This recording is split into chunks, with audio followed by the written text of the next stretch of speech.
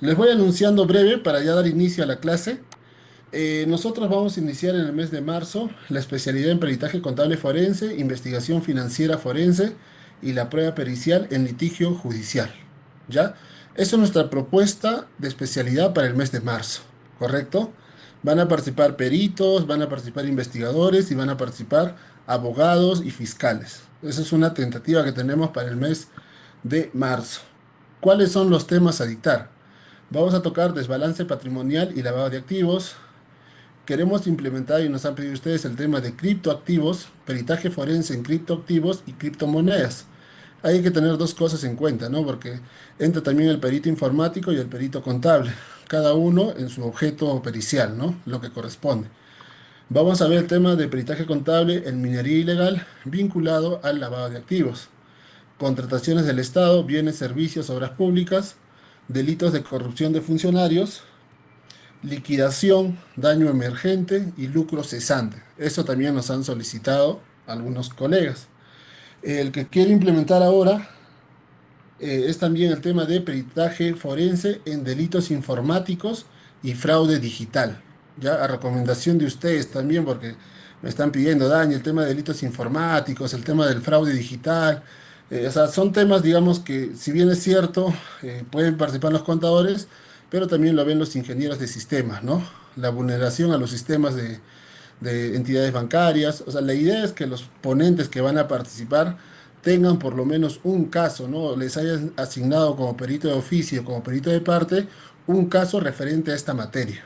O sea, eso estamos considerando para este año. Luego, también me tocaron el tema de peritaje contable en delitos societarios y concursales. Creo que en alguna oportunidad vi al colega Hugo Antonio Soto, Loza de Lima también, que había tocado temas de concursal, me parece, si no me equivoco. Quizá también lo vamos a invitar para esta especialidad, ¿no? Estamos viendo. El tema de investigación financiera forense, tal como les dije al inicio, estamos viendo también, ¿no? Quién lo puede ver, de acuerdo al temario, ¿no? Mucho depende de acuerdo al temario y la disponibilidad de tiempo de los ponentes. Y finalmente el módulo 10 que va a ser la legalidad de la prueba pericial contable y técnicas de litigio. Ya eso lo ven netamente los abogados, para que les puedan reforzar a ustedes, ¿no? Entonces, ya les di la primicia a este grupo, somos 20. Me imagino que están eh, conectándose todavía algunos colegas en el transcurso de los minutos. No obstante, tenemos que cumplir nuestro horario. Así que cualquier duda, siempre voy a poner acá mi número. Y ustedes saben, ¿no? El año pasado el profesor Rolando ha dictado con nosotros el tema de minería ilegal también. Entonces, sería cuestión de ver qué otros módulos también puede dictar el profesor para este año 2026. Y queremos tenerlo ya, como les digo, al 15 de febrero, todo listo. Ustedes se inscriben, yo les entrego todos los materiales, tienen que estudiar, tienen que revisar para que ustedes en clases puedan hacer las preguntas. Si el profesor nos comparte una casación, algún otro documento, ustedes ya tendrían que leerlo para que puedan dar sus aportes, comentarios o qué no les parece de la casación, ¿no? Para que puedan interactuar. Entonces, esta va a ser la dinámica para este 2026. Ya no solo nos vamos a limitar a otorgarles, digamos, información, ¿no? Sino que ustedes también ya sean partícipes directamente en el desarrollo de clases. Pero eso sí, colegas, lo que les voy a pedir a partir de marzo siempre es el debido respeto hacia sus demás compañeros. Algunos tienen muchos años, otros están recién ingresando a la pericia contable porque les gusta, les llama la atención, quieren aprender. Ya bueno, eso sería todo, colegas. He dejado mi número, cualquier duda, inquietud, yo estoy ahí para poder atenderles. Hoy concluimos con las clases, yo me encargo de brindarles los materiales, de brindarles el video, la grabación y también su certificado. Así que directamente ahí está mi número, el 927 12 44 14. Yo me encargo de eso, por favor. No le vayan a estar molestando al profesor Rolando, que él no es responsable de la entrega de esta información, sino mi persona. ¿Ya, colegas? Eso sería todo, por favor, tengamos cuidado con el audio, solo cuando el docente solicite que participen, encienden su audio y participan, ¿ya? Nada más, solo eso, colegas, y bueno, muy buenas noches, profesor Rolando, le damos una cordial bienvenida a esta segunda sesión de peritaje contable en gestión pública. Adelante, profesor. Bien, buenas noches para todos. los aquí asistentes, Recording in progress. siguiendo también con interés sobre lo que planifican para este año los señores organizadores, donde sí me llama la atención también sobre esa modalidad de establecer un simulacro, le diría, ¿no? De lo que ocurre en un contrainterrogatorio, donde participan pues diferentes actores y y debatiendo sobre el tema que se expone en esos momentos, ¿no? De parte del perito y las preguntas que pudieran hacerse de todos, cada uno de los que intervienen y de esa manera aprender y tener un poco más también de experiencia y menos temor, ¿sí? Momentos de alternar, pues, en un escenario tan complicado como es un contrainterrogatorio. Sí, lo he hecho en una oportunidad con una universidad y con mis alumnos, donde se nombraba, pues, entre el grupo habían abogados también, al juez, al fiscal, al abogado de la defensa, al procurador, a los testigos, en fin, era el examen oral. Y ahí es donde se evaluaba convenientemente al participante. Bien, ojalá que esto se pueda cristalizar más adelante y siempre con el apoyo que ustedes puedan brindar también para que esto se efectivice. ¿Eh? Ok, entonces nos vamos al tema que dejamos en la primera parte, donde, bueno, está claro, señores, de que cuando se transgrede la norma legal, ¿sí? Entonces, eh, no importa en este caso de que se contratara personal permanente por encargo o temporal, no importa que estos señores sean pues nominados de esa manera, pero la norma legal sí es bien clara en cuanto a los requisitos que deben de cumplir. ¿Eh? Y como no se cumple en esta ocasión, entonces prima la norma legal para que finalmente se pueda decidir como ustedes ahí ya lo están viendo, ¿no? Donde declaran infundado la casación presentada por el gobernador, ¿sí? Y haciendo mención también pues a la forma en que se está produciendo esta decisión, ¿sí? Y por supuesto que no está aquí incluido la persona que fue nominada temporalmente. No lo está porque no presentó el recurso de casación.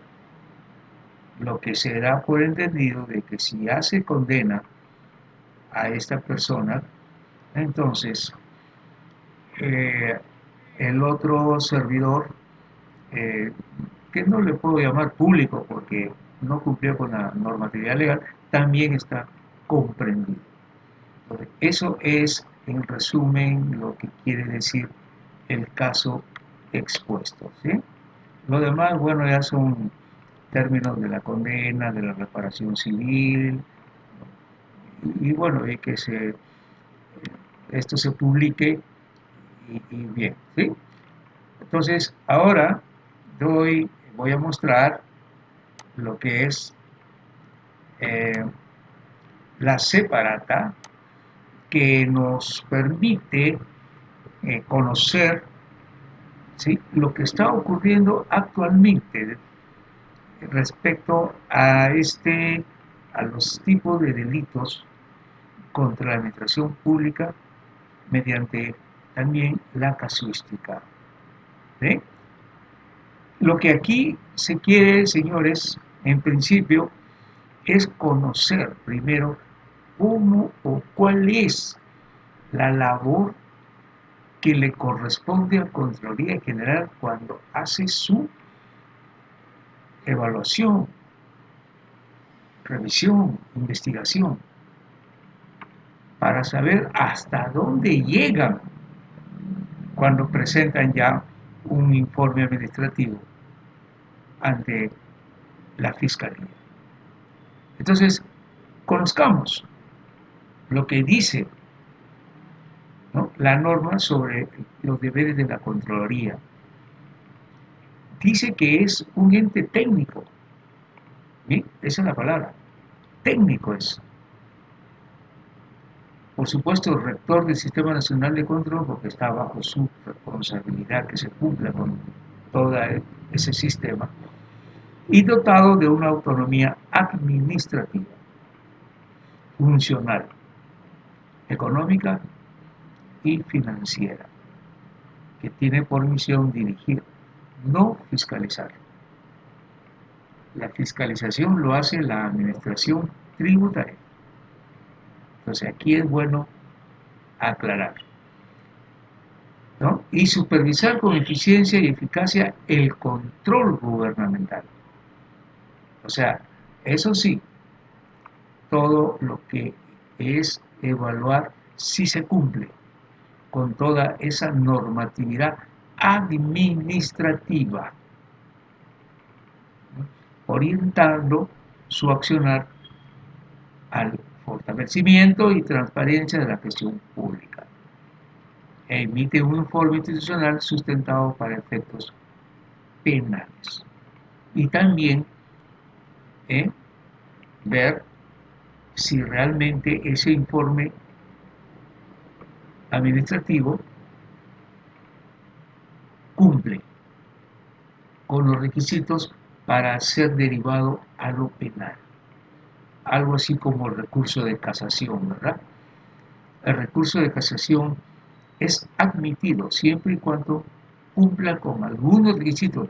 No se sabe si es responsable o culpable la persona, solo que exigen ciertos requisitos para poder ser admitido. En este caso también, Contraloría General de la República tiene que tener el cuidado respectivo para que ese informe institucional sea finalmente admitido por Fiscalía, ¿sí?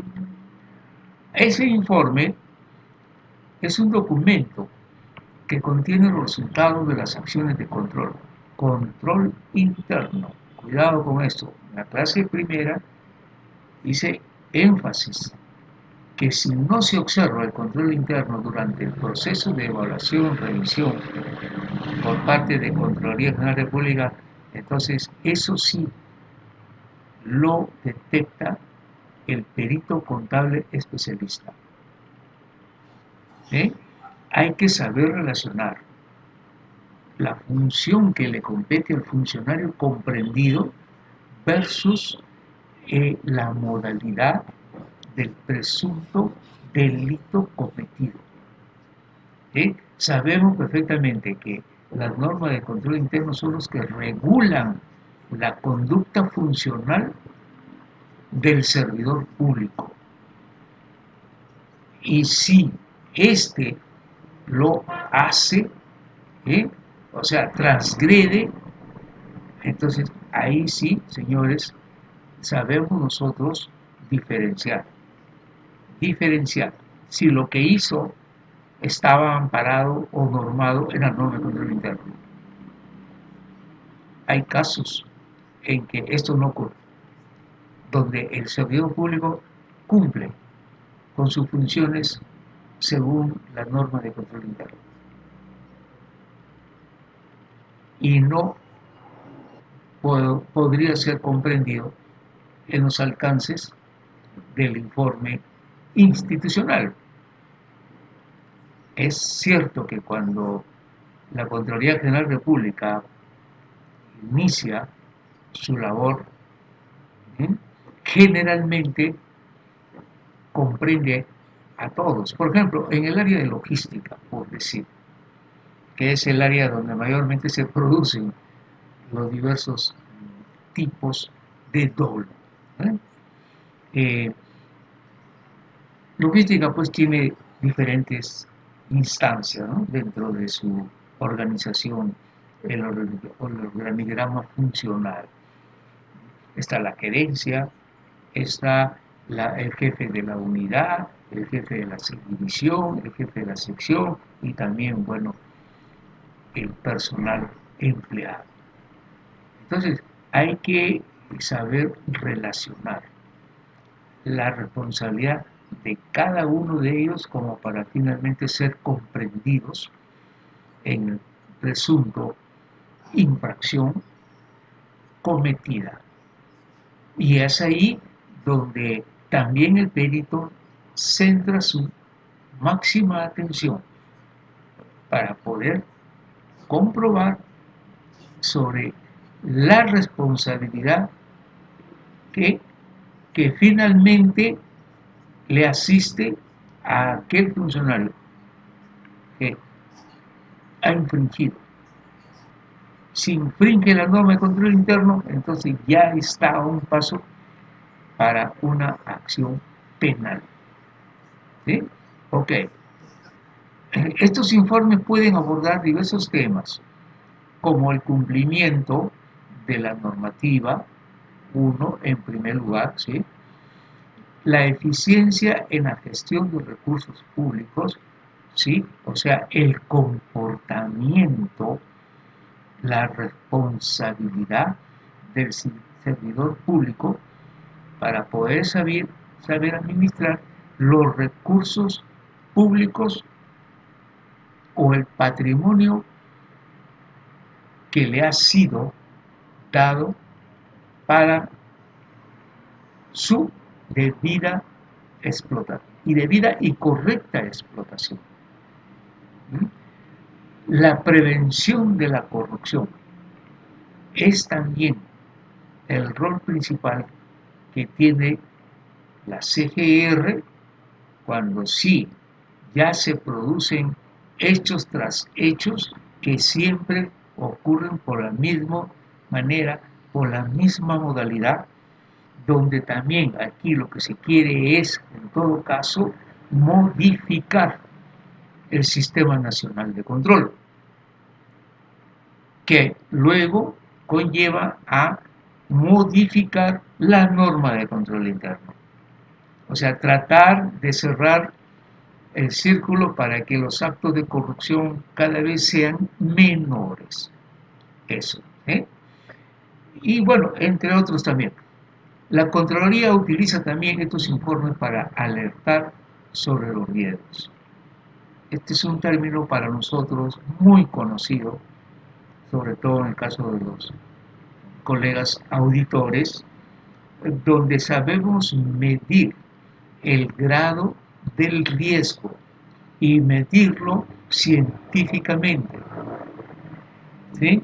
Hay un curso especial, señores, que dicta la Contraloría General de la República sobre control interno, donde ahí incluyen cómo establecer científicamente el riesgo y de esa manera nos permite considerarlos como de alto riesgo, de medio riesgo o de bajo riesgo, pero siempre sustentado matemáticamente, así como nos recuerda en una tesis, ¿verdad?, donde las variables tienen necesariamente que demostrar que esa tesis sí es confiable. Pero vaya ustedes a saber de qué manera se puede hacer el cálculo de variables. Hay que estar muy bien entrenado para hacer esto, o en todo caso, muy bien asesorado. Estas variables, yo diría que una gran cantidad de tesis no proceden porque las variables no cumplen con lo que es en sí el objeto de la tesis. Entonces, por ahí hay que también, señores, dentro de la capacitación que se recibe en el ejercicio de la profesión, también preocuparnos por inscribirnos en este tipo de capacitación. ¿Sí? Ok. Y bien, todo esto pues permite recomendar mejoras y, si es necesario, establecer responsabilidades administrativas, claro, de, de esta forma, de una manera más directa, de una manera ya donde se muestra realmente la verdad, la evidencia. Y en la parte civil o penal, siempre que se ajusten a los requisitos establecidos en el Código Penal. Esto último, señores peritos aquí presentes, es nuestro trabajo. No es trabajo de la CGR. Ellos no van más allá. Quien realmente evalúa el informe institucional para conocer si hay ahí una presunción de dolo, porque eso tampoco a nosotros no nos corresponde manifestarnos, ¿sí? ¿Verdad? Eso ya es competencia de los señores abogados, los señores que administran la justicia, pero nosotros sí podemos identificar mentalmente si hay o no el dolo. Y conociendo, entonces ya tenemos una idea más exacta hacia dónde vamos a llegar finalmente. ¿Eh? Muy importante esto último párrafo. Okay. Mientras que el dictamen pericial es un informe elaborado por un experto, perito, en una materia específica que contiene una opinión técnica y fundada sobre hechos o circunstancias relevantes en un proceso judicial o administrativo también. Este documento, desde el punto de vista en lo judicial, sirve como medio de prueba y ayuda a los jueces o tribunales a comprender aspectos técnicos, científicos, artísticos o prácticos que son necesarios para la resolución del caso, pero que son de nuestro exclusivo dominio cuando nos manifestamos a través de un peritaje, de los cuales el tribunal toma mayor conocimiento en esos momentos de la labor efectiva que nos compete realizar como peritos contables. Pueden decir ustedes que no es suficiente la labor que realiza la CGR para responsabilizar. ¿Eh? La pregunta, si va hasta ahí, yo diría que no, pero que el perito tiene que intervenir cuando se trata ya de efectuar el cálculo del daño ocasionado al Estado. Por ejemplo, en el caso anterior que hemos visto, ¿no? Si se nombró, si se dio de encargo a una labor eh, a esta persona, entonces había que ver si esa asignación obedecía, ¿sí?, a algo que ya estaba dentro del organigrama de la institución, que por supuesto también ya estaba presupuestado. Pero cuando eso no ocurre, y muchas veces no ocurre, entonces sí se está mal utilizando el patrimonio del Estado. Y la persona o las personas que intervinieron tienen que sufrir las consecuencias en cuanto a indemnizar al Estado sobre esos pagos que se han hecho sin haber sido autorizado por el Estado, ¿sí?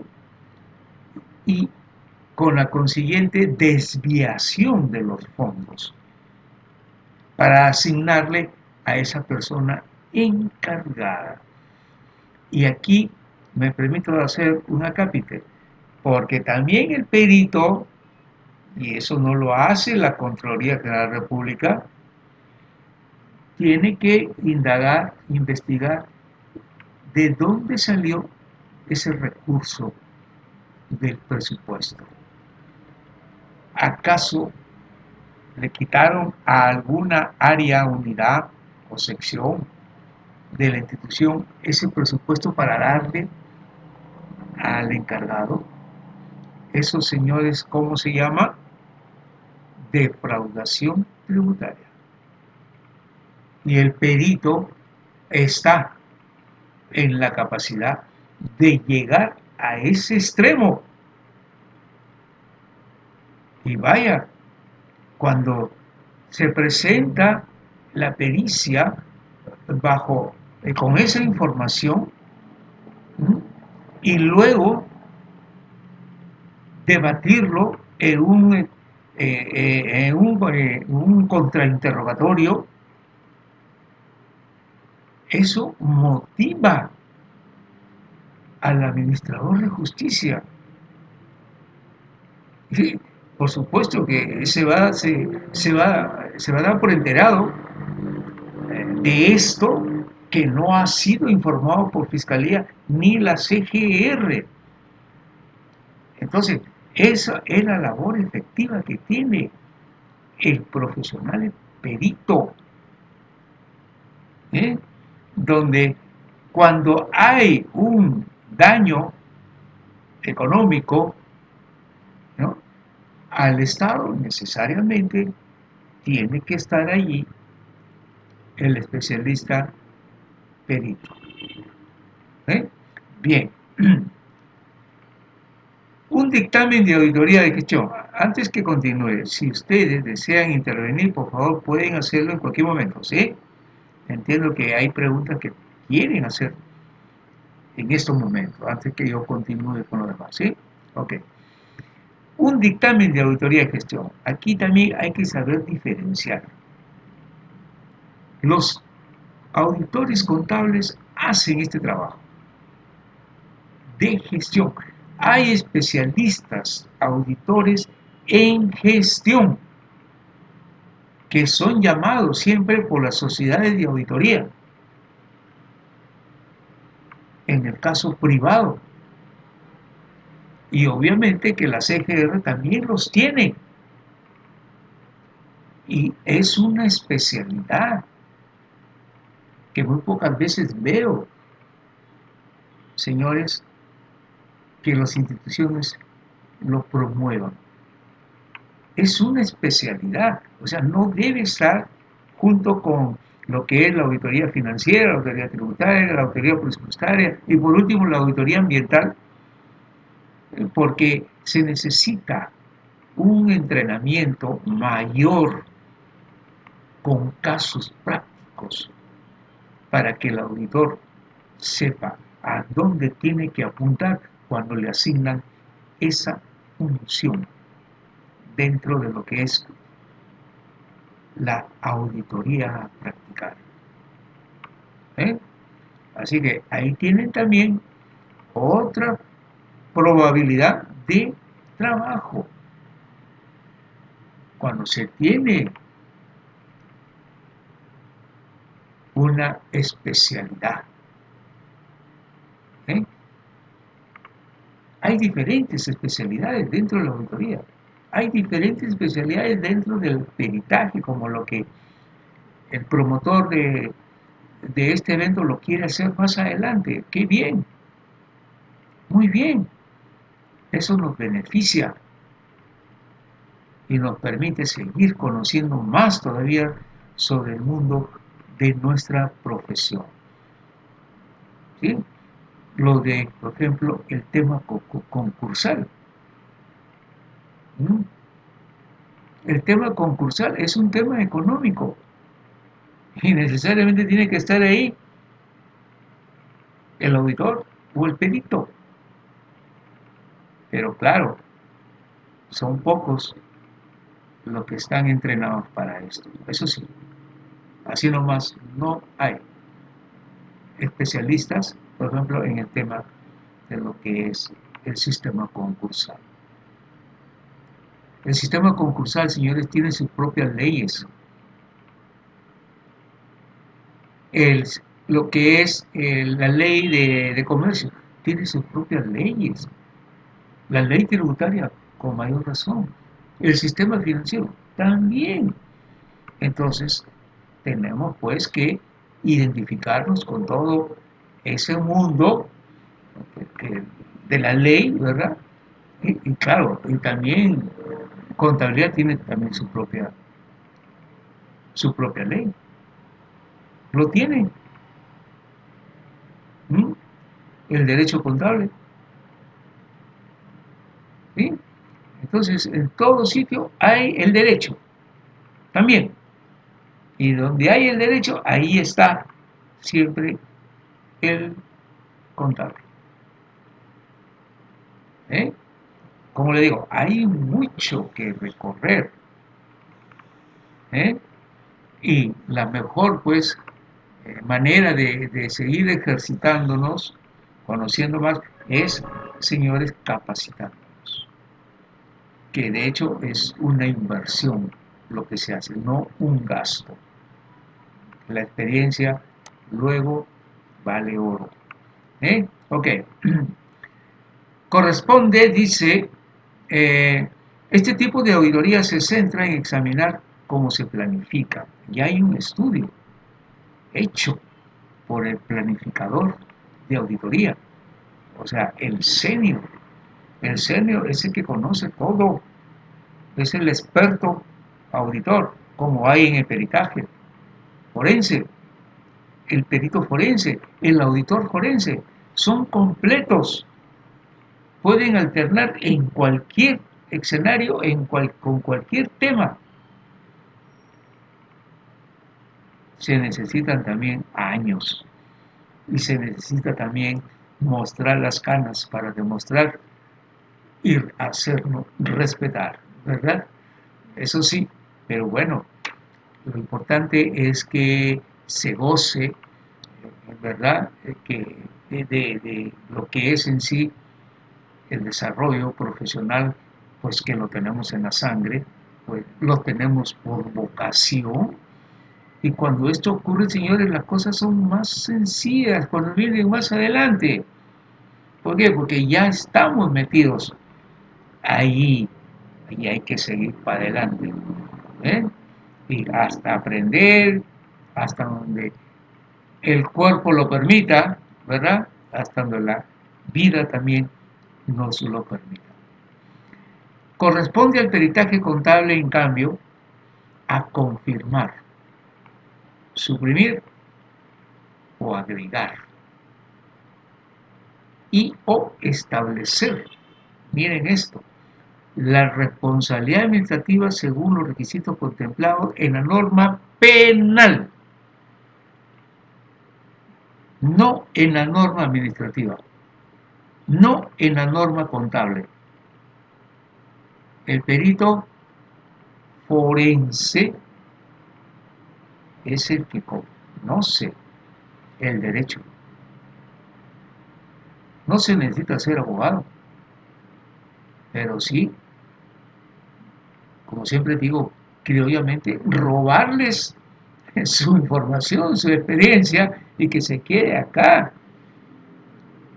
Aquellos que no tienen pues el tiempo necesario, de repente el presupuesto para estudiar también en abogacía, pues a través de estos cursos de capacitación también lo aprendemos y se nos va quedando algunos términos, ¿eh? Algunas intervenciones que hacen aquí también colegas que son enterados y que nos ayudan a conocer mejor el desarrollo del evento. Bien, entonces este último párrafo también es necesario que ustedes lo tengan siempre bien presente cuando desarrollen peritajes de esta naturaleza que lo estamos en estos momentos disertando. ¿Qué es lo que debe abarcar el perito? ¿Sí? Y de ahí hacer su labor. Dentro del plan de trabajo del perito, requiere tener presente lo siguiente: el plan de trabajo necesariamente, así como lo hace el auditor cuando planifica. Ese es el primer punto que hay que hacer en todos y cada uno de los trabajos asignados. ¿Eh? Ordenarnos, producto de esa planificación, mediante el plan de trabajo. Ok. Ese plan de trabajo nos va a permitir medir el factor tiempo, también medir el factor presupuestario. Nos permite también eso. En esto último, para no tener problemas en lo que es penalidad por incumplimiento de contratos en el caso de la auditoría, cuando no se entrega en el tiempo acordado según la relación contractual. ¿Eh? Eso también es muy importante, saber planificar. El levantamiento de información,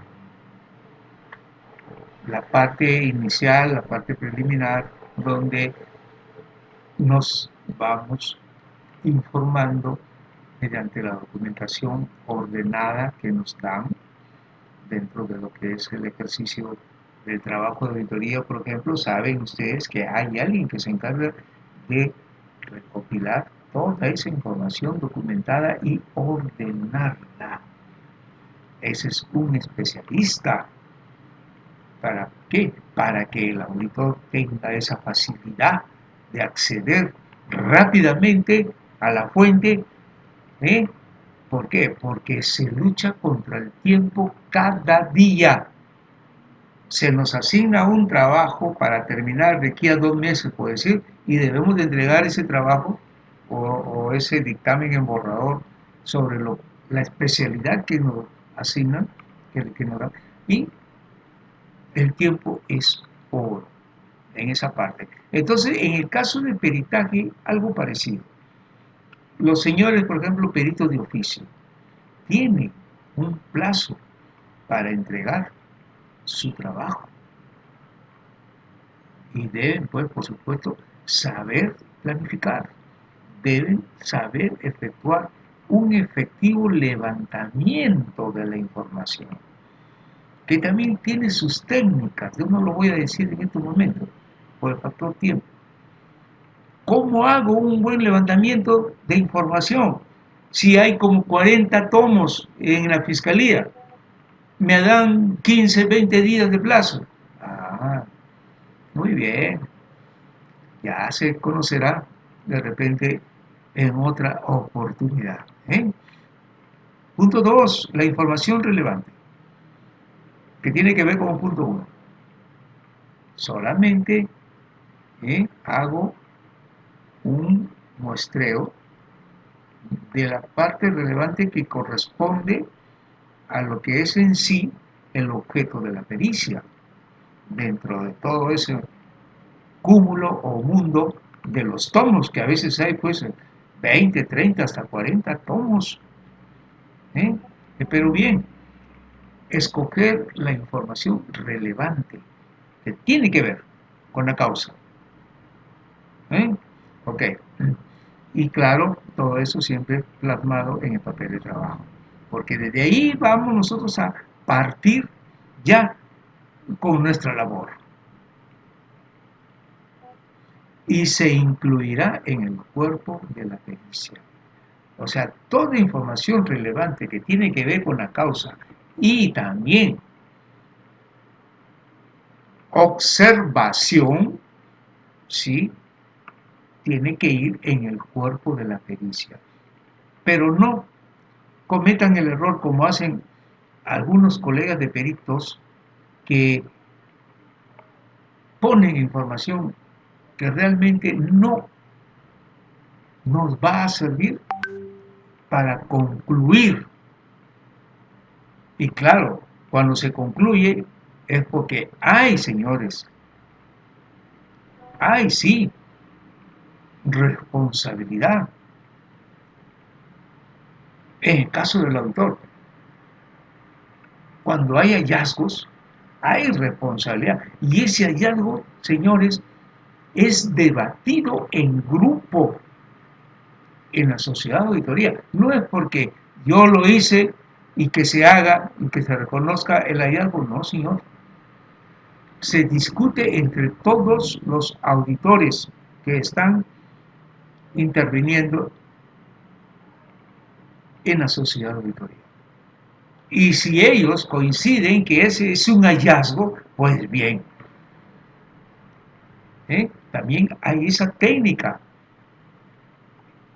en la auditoría. En el caso del peritaje, ¿cómo voy a saber como perito de que sí, esa información es relevante y que puede conducir finalmente a una conclusión con observaciones? Es porque, señores, nosotros también tenemos que ir, conversar con alguien que sea pues de peso, un perito, pedirle su opinión si está concluyendo de la manera más correcta. ¿Eh? Eso sí, hay que hacerlo. Bueno, invitar pues a un cafecito o una cervecita al auditor, o perdón, al perito, diría, patriarca, y de ahí pues, señores, también nos ayudamos. ¿Eh? También, ok. Punto 3. La evaluación y el análisis de los hechos. ¿Eh? Como dije en la clase anterior del caso expuesto, el hecho y la causa son términos de derecho, son términos que utilizan los señores abogados, ¿sí? Pero para hacerlo más claro a ustedes y no tengan problemas cuando les toque intervenir en el Poder Judicial, ya conocen ustedes qué significa el hecho, qué significa la causa. ¿Eh? Entonces, aquí se habla de evaluación y análisis. O sea, ese es un examen exhaustivo, ¿eh? Que nos permite, pues, que nos conduce a la verdad de los hechos. Punto 4. La redacción para el dictamen, que es también parte de lo que en sí representa la imagen del profesional perito. Cuando quien quiera que sea, que está ahí en el escenario, en el contrainterrogatorio, vean la exquisitez con que se redacta el peritaje. Porque a decir verdad, señores, nos falta mucho para poder mejorar. Y solamente lo hacemos cuando alguien nos lo dice. Pero que se lo digan, por ejemplo, aquí donde estamos. Lavar los trapitos en casa. Pero que no se nos diga en otro lado. Porque eso sí ya es incómodo. ¿Eh? Entonces, esa redacción tiene que ser bien realizada. Y claro, ahí dentro de la redacción está la ortografía. ¿Eh? Entonces se hace, pues señores, más exquisito leerlo.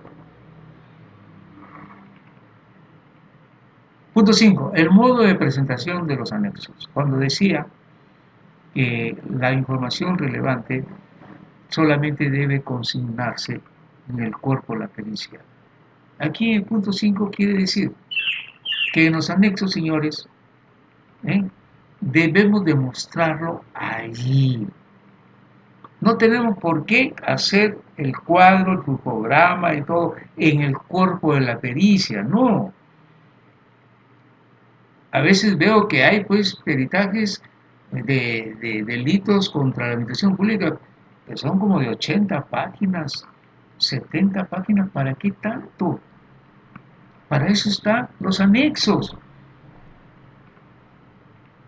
El cuerpo de la pericia no debe pasar 15, 20 páginas. Siempre, por supuesto, remitiéndose a los anexos, conforme se va haciendo el recuento, el comentario, la observación. Entonces, eso permite que aquellos que están pendientes de la exposición del perito, entonces rápidamente puedan interpretar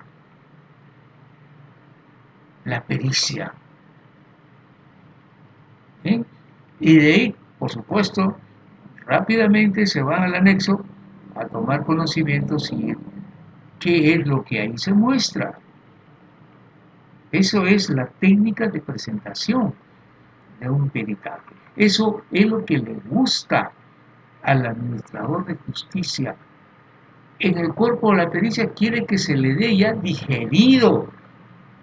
¿Hay o no hay responsabilidad? Eso es lo que interesa. Que vea los anexos, eso ya se dará su tiempo. Pero en ese momento, señores, por el factor tiempo que tenemos también para poder sustentar y exponer una pericia, que generalmente son 20 minutos, no podemos decir todo lo que dice esa pericia de 70, 80 páginas, no, que a veces también le da sueño al administrador de justicia. Evitemos eso. Hay que ser directos y más prácticos. Punto 6. El modo de sustentación del dictamen pericial. Cuando hay estos casos de delitos contra la administración pública, el sustento del dictamen pericial debe de enmarcarse sobre en sí la causa. Ahí. Y hacerlo, vuelvo a repetir, de una manera muy técnica, muy explícita, muy clara, muy elocuente cuando se sustenta el dictamen pericial. No utilizar palabras de más, rodeos, tampoco escatimaciones, mucho menos como ocurre a veces. Cuidado con esto, los señores abogados están muy atentos a lo que explica en eso, a lo que lee el perito y luego explica. Por ejemplo, si en mi cuerpo en la conclusión de la pericia,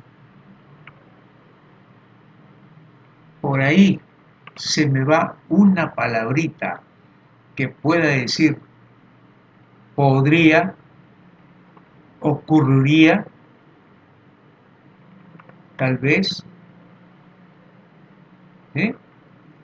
Pero sin embargo, cuando expone el perito, el directo dice, sí, lo hay. Cuando lo expone, ¿eh?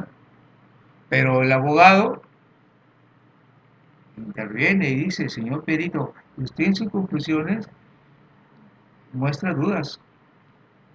Aquí hay palabras, como ya le he repetido, pero usted acá directamente nos dice que sí, total, nos puede explicar. Entonces ya hay un punto desfavorable para el perito. ¿Eh?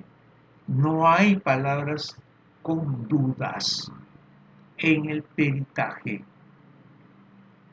Hay que tener bastante cuidado con eso, ¿sí? Porque puede ser que ese peritaje se caiga. ¿Eh? Ok. La improvisación en en los errores, por ejemplo, de la CGR. La improvisación de auditores que en algunos casos lo he visto, no están preparados sobre el tema y eso ocurre. Lamentablemente en el peritaje y durante la confrontación, ¿eh? Ahí se muestran las deficiencias del trabajo que hace la CGR.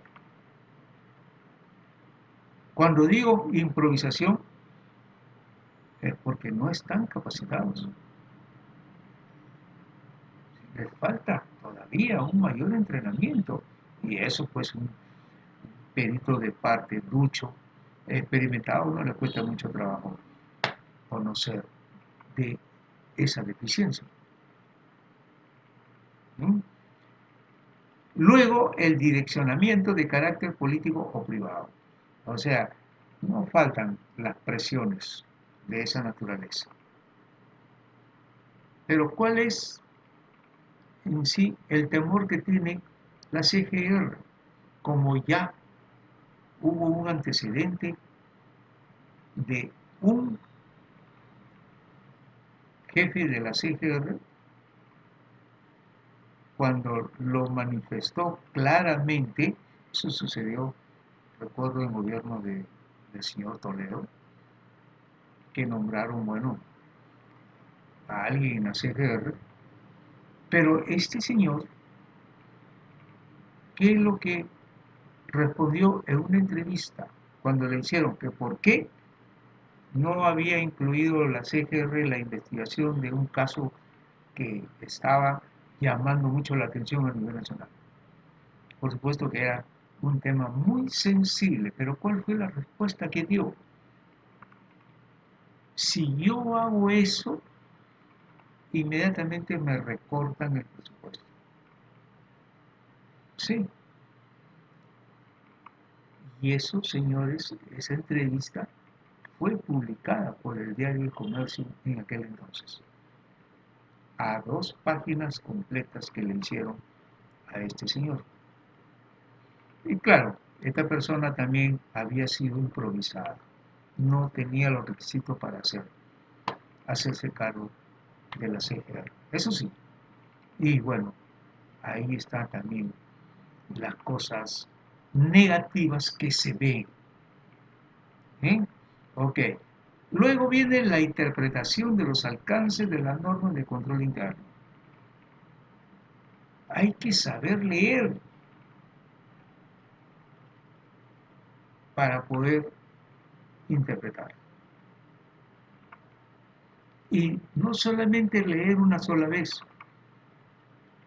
2, 3 veces, para saber interpretar. Pero ¿cómo puedo interpretarlo? Pues subrayo o pongo pues un, ¿cómo se llama?, de color amarillo, generalmente resaltador, donde ahí ya estoy viendo las cosas que me van a servir.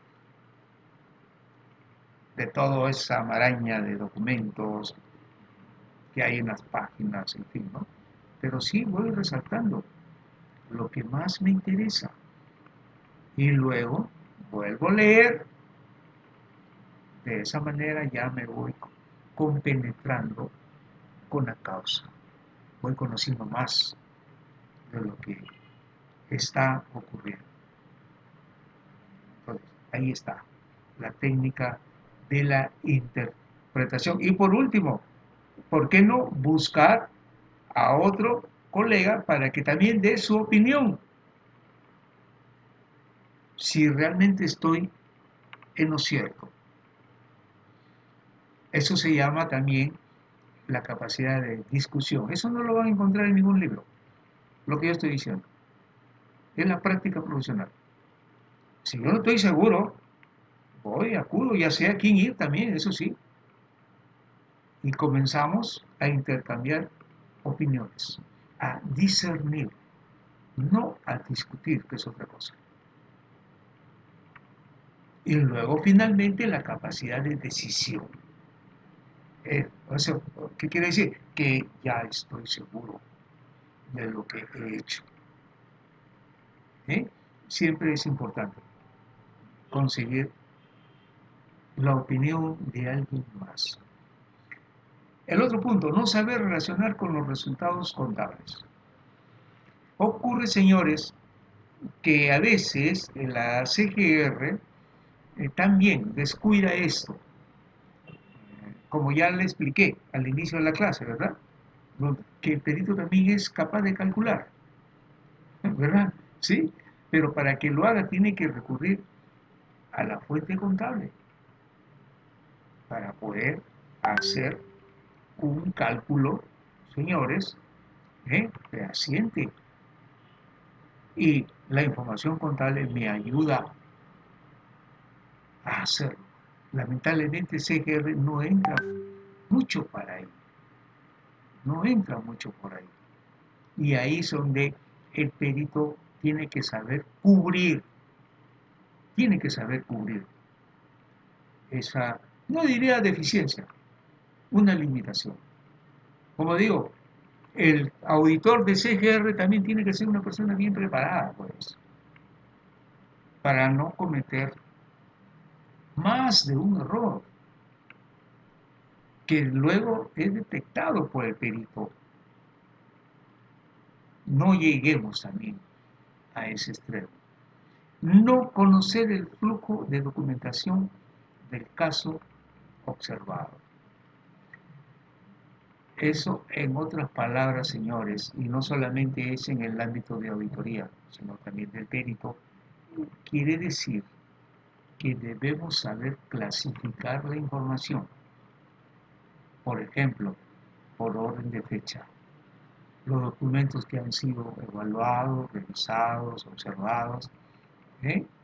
por orden de fecha, para poder conocer cómo se fue comportando el hecho, de una manera muy ordenada. De más está decir, porque nosotros los contables somos muy ordenados. Si no hay eso, no podemos llegar a buen puerto. Estamos ahí ya incurriendo en una falta de idoneidad. ¿Eh? Por eso que también es muy importante en los papeles de trabajo saber fechar. Bueno, siempre se utiliza la hoja de cálculo, ¿verdad? El Excel, que nos ayuda mucho a ordenar por fecha la documentación. Y de esa manera nos facilita mejor nuestro trabajo. ¿Sí? Ok. Siguiendo con el plan de trabajo del perito, el objeto de la pericia o petición debe marcarse sobre los presuntos hechos ocurridos, relacionando en lo penal. ¿Sí? O sea, concentrarnos en el objeto, la petición, en este caso, del delito contra la administración pública, ¿qué es lo que quiere Fiscalía del perito de oficio? Aunque algunas veces no acude a este profesional. Claro, las consecuencias se ven después. Lo toman como suyo el informe de la CGR. No le agregan pero ni una coma más. Y inculpan. Inculpan. Y ahí es donde está el defecto de Fiscalía, que no saben evaluar el grado de responsabilidad que está asignando Contraloría contra un grupo de funcionarios, por ejemplo.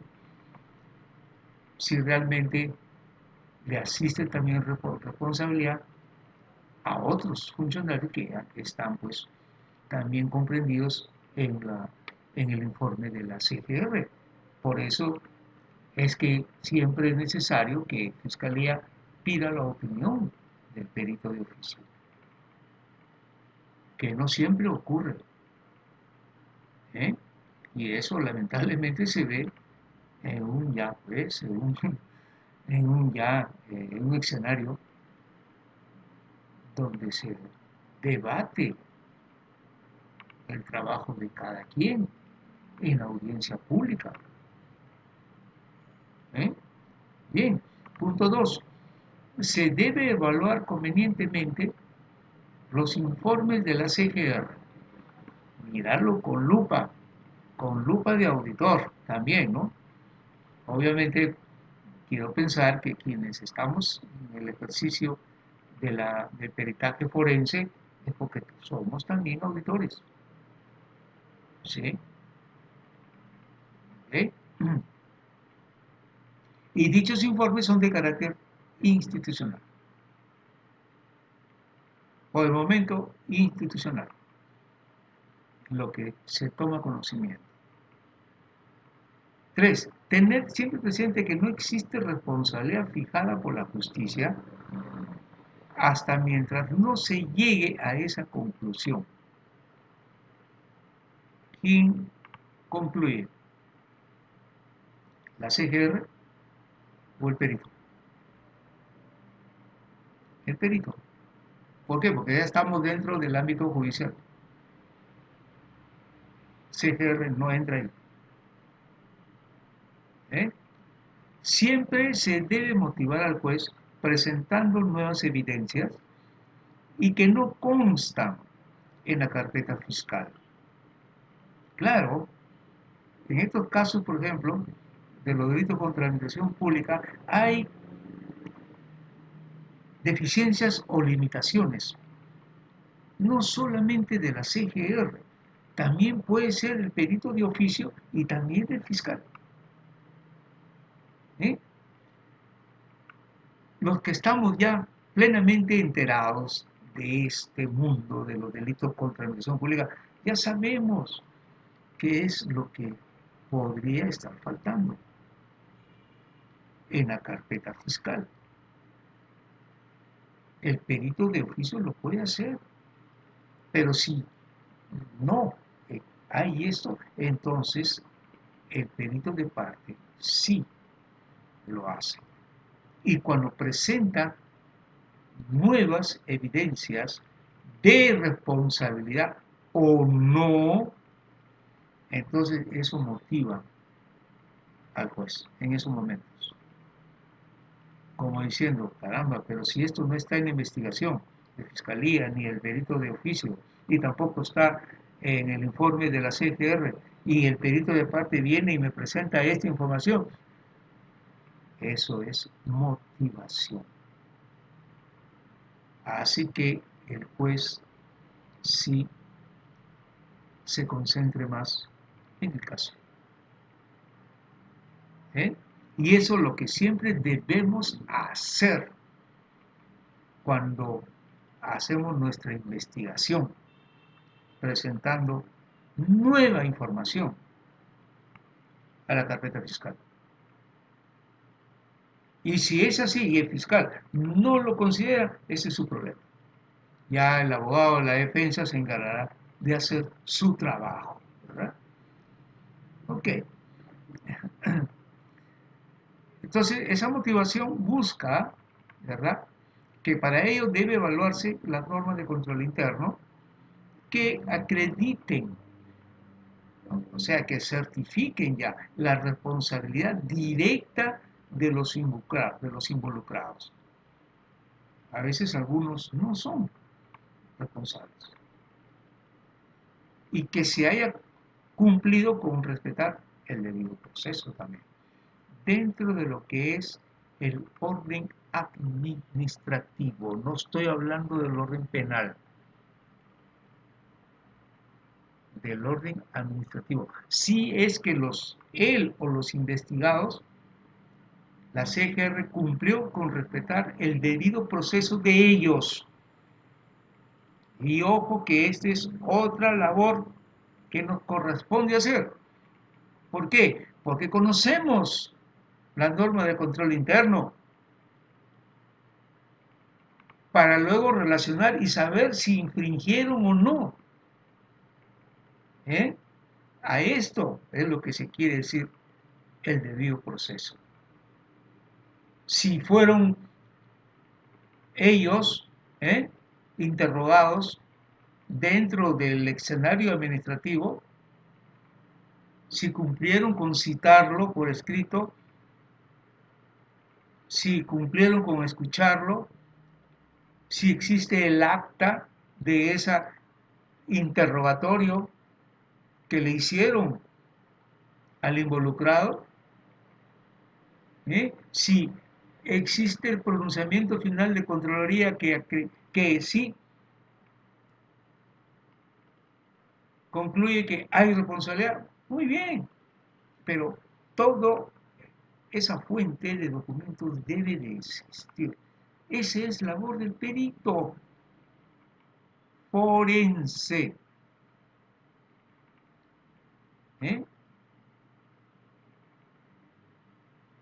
Yo estoy seguro que aquí más de uno está bastante, aparte que está atento, también preocupado. Pues, para adelante ya estamos avanzando, ¿no? Sin temor alguno.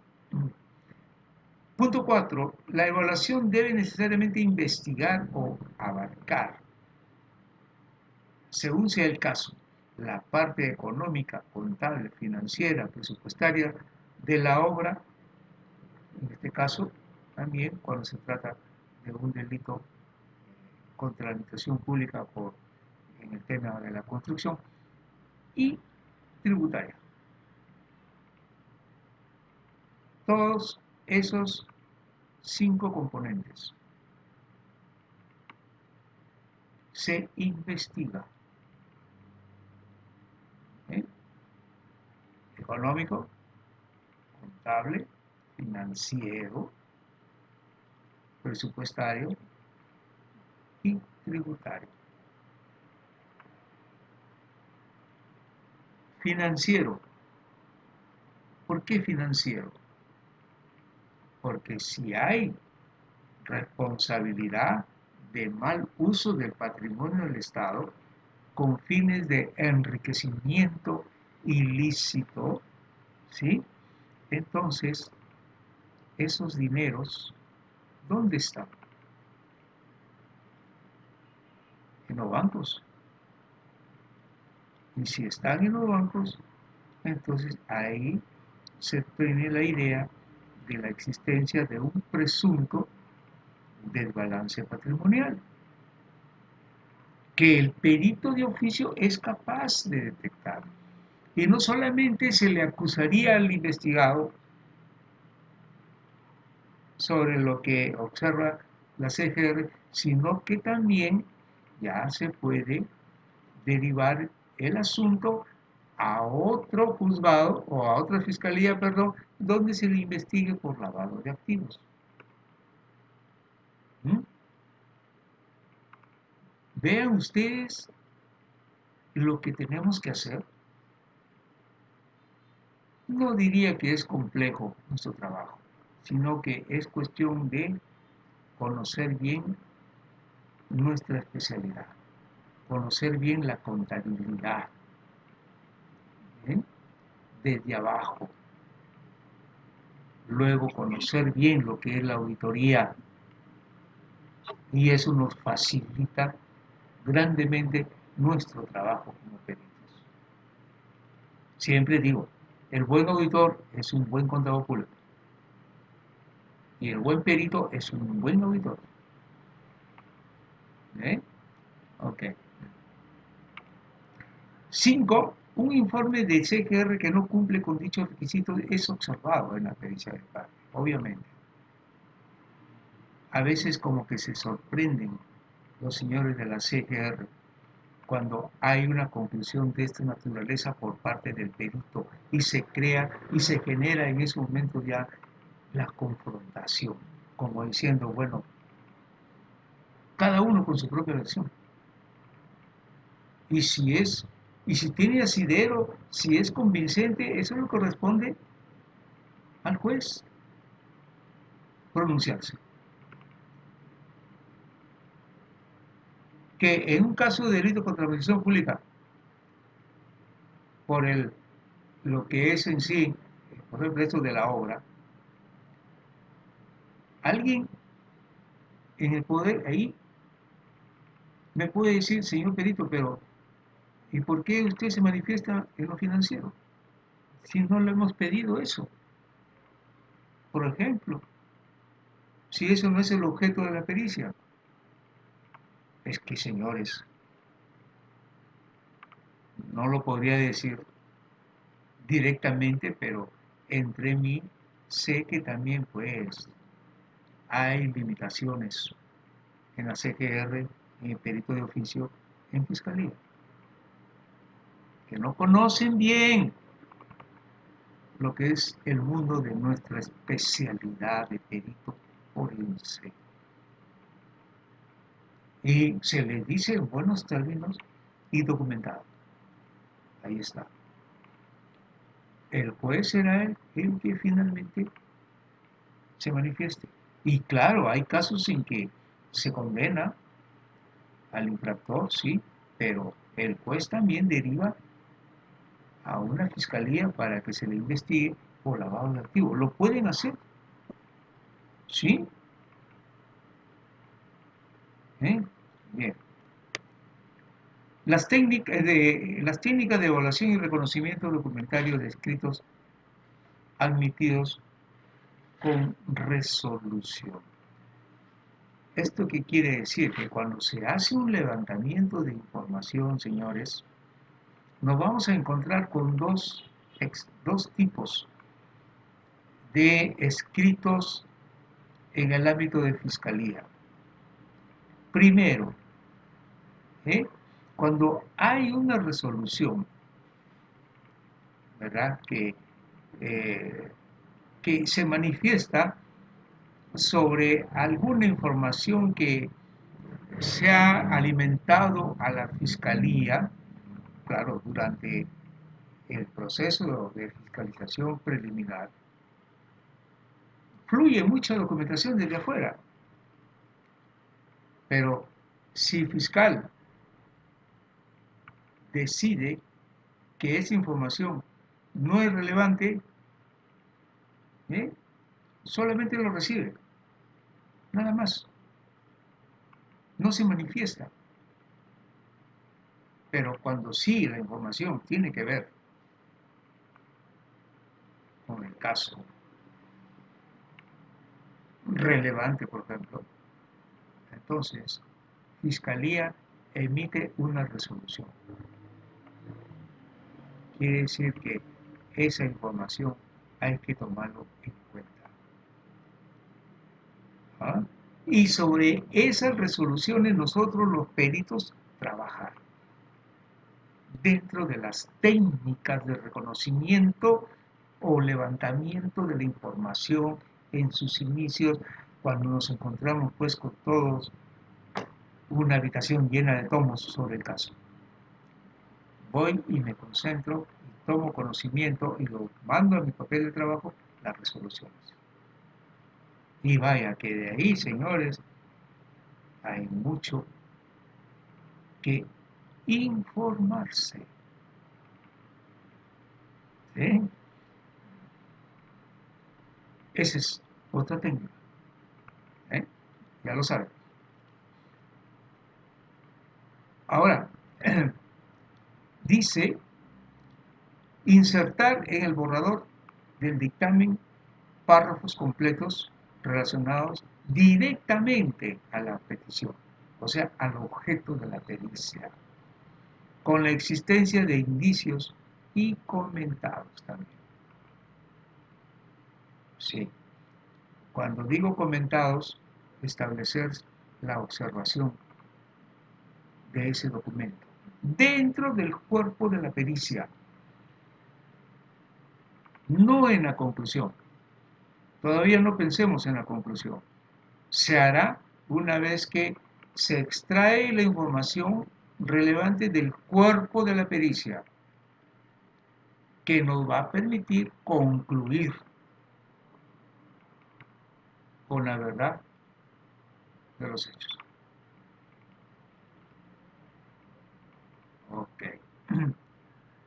Bien, bueno, cuando esto ocurre, siempre hace referencia al número del anexo,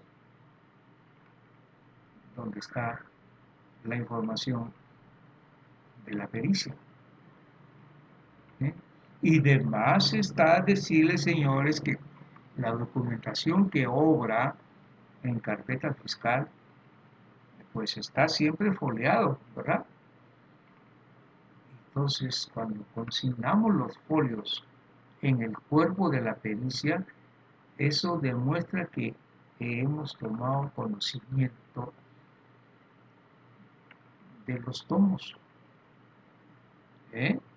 Y eso también es muy importante, siempre referenciar.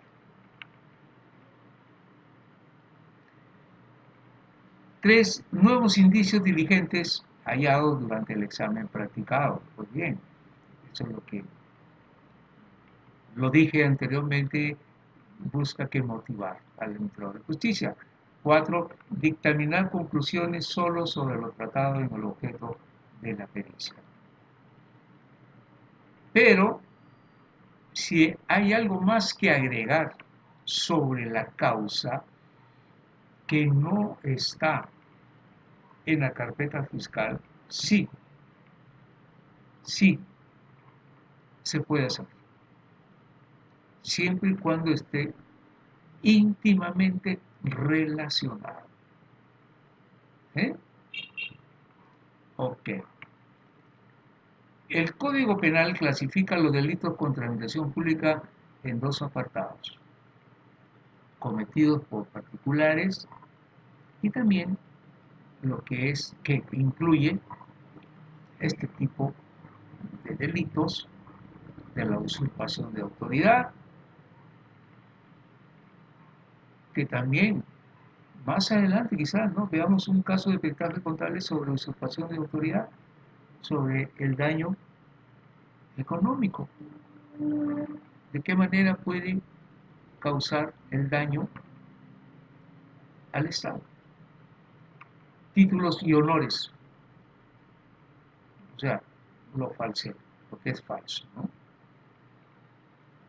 La violencia y resistencia a la autoridad. Este tema, Contraloría General de la República, no es su fuerte. Esto se denuncia directamente a Fiscalía. Y Fiscalía verá, ¿eh?, si lo acoge. Igual el caso del desacato. Son términos judiciales. Los delitos cometidos por funcionarios públicos. El abuso de autoridad también está aquí, no solamente en la parte privada. Este abuso de autoridad, por supuesto, es competencia de Fiscalía. Concusión, peculado, corrupción, eso sí es función de la CGR y también del perito contable forense. ¿Eh? Para que vayamos identificando.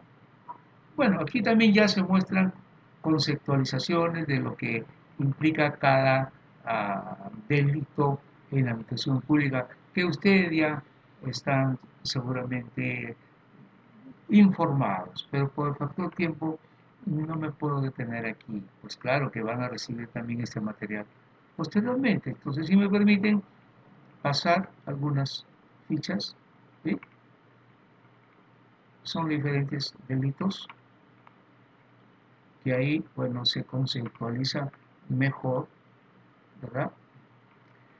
Y viene aquí los instrumentos en la investigación pericial que debemos contar nosotros los peritos para poder hacer nuestro trabajo. Primero, el informe institucional de la CGR, obvio. Leerlo, señores, una, dos, tres veces. tomar nota siempre de lo que se lee, la interpretación, para que luego venga la capacidad de discusión y luego venga la capacidad de decisión. Punto 2. La elaboración de las bases de otorgamiento de la buena pro. Tomar conocimiento en este aspecto. ¿Sí? Cuando el delito proviene de una mala elaboración de las bases. Sabemos que a veces lo direccionan y había que identificar si ha sido direccionado también. Claro que la CGR hace su trabajo en esa parte. ¿Eh?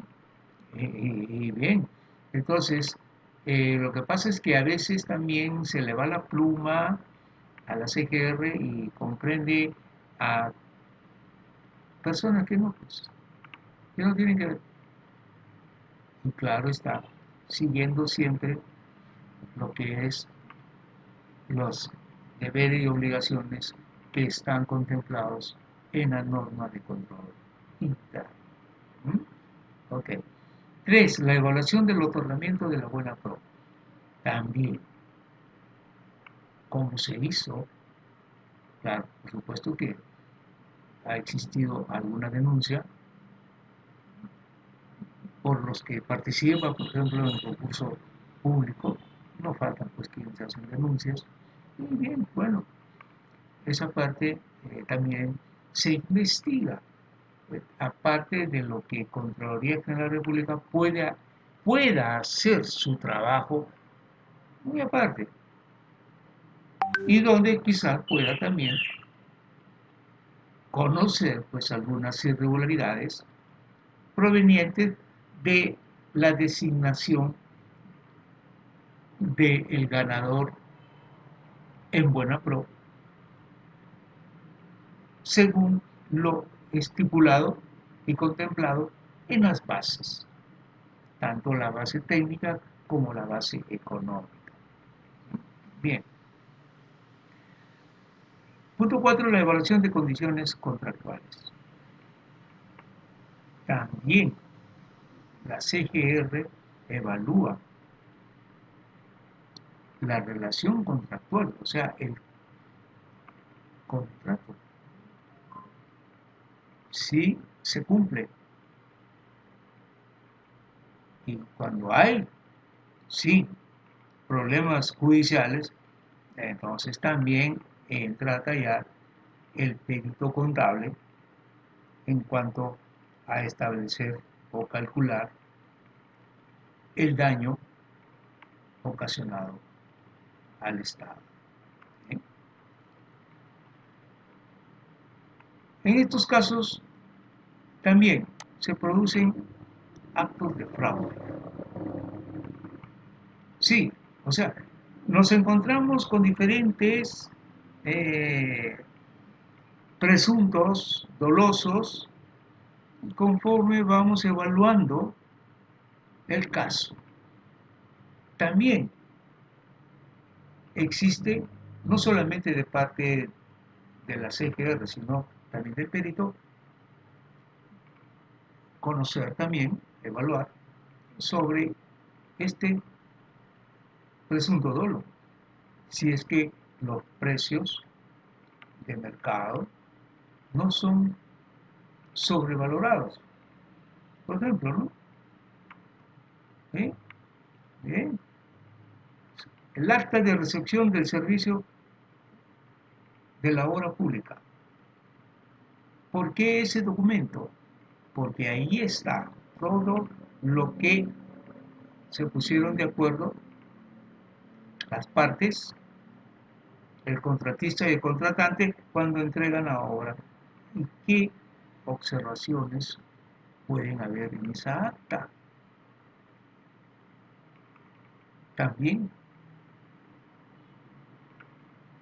Punto 7. La verificación con los libros contables, claro. Que todo esté debidamente registrado. La utilización del presupuesto, las valorizaciones, los avances de la obra, ¿eh? Las capitalizaciones de la obra. En fin, es un trabajo pues que implica también conocer lo que es la contabilidad de costos, ¿verdad? Sí, hasta en eso también los peritos debemos estar también capacitados. 8, la norma de control interno, obviamente, que siempre está ahí para poder saber relacionar si se cumple con esto en cuanto a la responsabilidad que le compete al funcionario. Y bien, bueno, aquí ya viene otro tipo de comparaciones, más que nada para saber identificar lo uno de lo otro, en este caso el delito de soborno y el delito de cohecho, pero ya el tiempo también nos gana y quisiera pues dar la oportunidad a ustedes para que puedan hacer las preguntas pertinentes sobre el tema expuesto hoy día. Adelante.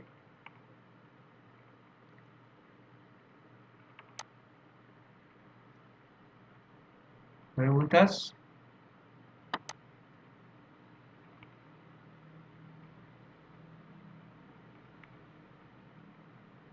Tampoco hay preguntas en el chat.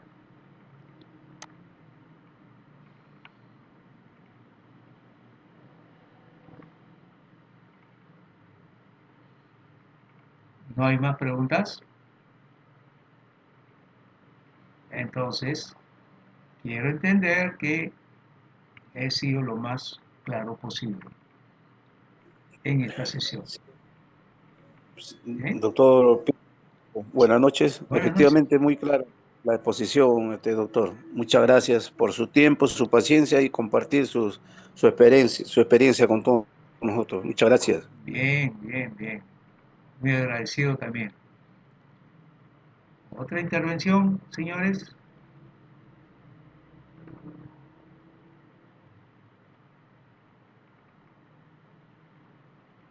No hay más, me parece. Bien. Feliz fin de semana para todos ustedes. Un abrazo muy cordial. Gracias por su paciencia en escucharme y seguramente que nos vamos a seguir encontrando en otras ocasiones. ¿Sí? Bien. Hasta entonces. Gracias, colega Rolando. Muy claro todo, como me ha antecedido el colega. Muy Bien. claro, y es cierto, ¿no? Es cierto que en lo que es el peritaje en la gestión pública es bastante, es grande, en el sentido de hacer un tipo de, bueno, la revisión de una auditoría de gestión, ¿no? En el caso del peritaje es más, más, como le digo, más puntual, pero más analítico, en gestión, ¿no? No estamos hablando del peritaje judicial que ya te ordena una carpeta y tienes que realizar un trabajo. Internamente, la gestión pública tiene especialistas que revisan, aparte del trabajo de auditoría, también el trabajo que hacen como peritos, ¿no? La revisión. Y eso también deviene de la gestión propia, como también de la Contraloría. La Contraloría tiene un grupo, un ente que revisa el informe, lo revisa, lo contrarrevisa, inclusive coloca a funcionarios, ¿no? Que por un mínimo de vínculo ya lo quieren registrar como responsables, hecho que no corresponde toda vez que como auditores, ¿no? Conocemos nosotros la responsabilidad, quiénes firman esos documentos, quiénes han avalado, quiénes son los que han corrido la documentación a las áreas que corresponden, llámese como el caso que explicó, ¿no? Logística, a través de un proceso, se gana el postor, y ahí viene a pedir la parte presupuestaria que está ya prácticamente ya viene presupuestada en sí en el periodo, y se comienza a analizar, ¿no? Van pasando, entonces todos esos son responsables porque de alguna forma en gestión se revisa toda la información, toda la documentación que va a correr para un pago. para un desembolso, ya sea en partes, de acuerdo al contrato, ¿no? Y de acuerdo a cómo se han hecho las pruebas de los productos que se entregan, si están 100% bien, no es una revisión. En el caso de medicamentos, no se trata de una revisión aleatoria, no debería ser, debería ser al 100%. Y eso lo detectan las áreas en la cual van la distribución a las diferentes áreas a nivel nacional. Ellos detectan ya en sus almacenes cómo van. Entonces, todo esto genera un tema muy acucioso, muy de revisión, ¿no? Y se trata de un área, la gestión principal hace la compra, por decir, y ese producto es derivado a las diferentes regiones a nivel nacional. Entonces, quien lo detecta es el área, ya sea una provincia. Entonces, nosotros como ente principal revisamos, ¿no? Y encontramos que la situación irregular se ha presentado en tal lugar como muestra. Entonces, como dices, colega, la Contraloría muchas veces, eh, por más que haga un informe de Contraloría, como dice propiamente el nombre, una Contraloría General de la República, tiene errores. Y ahora más que nunca, porque los que han ingresado son gente joven que no conoce ya la gestión propia. eh, a nivel nacional ya no tiene Contraloría, ya no tiene personal como OSI, ya no, ya todos son de la Contraloría. Es cierto, los capacitan un mes, pero a los que tenemos 35, 40 años de haber trabajado en una auditoría, prácticamente eso no es, no le puedo decir, no es, mm, es respetable el trabajo que hace el auditor para lo que en sí hace la Contraloría. Y tenemos que contradecir cuando hay responsabilidades que no corresponden. Eso es lo que quería acotar, colega, y excelente la exposición y lo felicito por eso. Muchas gracias. Gracias a usted y también un consejo de un conejo, ¿no? No se me asusten de lo que hoy han visto ustedes. No se corran. Aquí tienen a alguien que puede también ayudarles a empezar. Por ejemplo, hay quienes a veces me llaman, alumnos míos, doctor, me dicen, no sé cómo empezar el trabajo que me han encargado, ¿no? De peritaje, ¿no? Bueno, por ahí un pericia de oficio, ¿no? Los peritos de oficio, que acuden y me piden, pues, mi consejo, cómo empezar a hacer ese trabajo. Yo encantado de hacerlo. Y siempre acudan a alguien. Así, de una manera muy desprendida, no les voy a cobrar tampoco ningún honorario, pero importa que nosotros nos preocupemos siempre por mejorar la calidad de nuestro trabajo, que a veces por ahí es cuestionado. Y cuando escucho ese tipo de críticas, la verdad que me incomoda. Entonces, eso me motiva a estar siempre presente en disertar temas, por supuesto, relevantes que implican una mayor capacitación, pero que ustedes pueden digerirla, ¿eh? Con el resumen o el extracto que aquí se puede decir. Así que sigan para adelante. Lo que se empieza, se acaba. No hay marcha atrás. ¿Eh? Seguimos. Ok, gracias.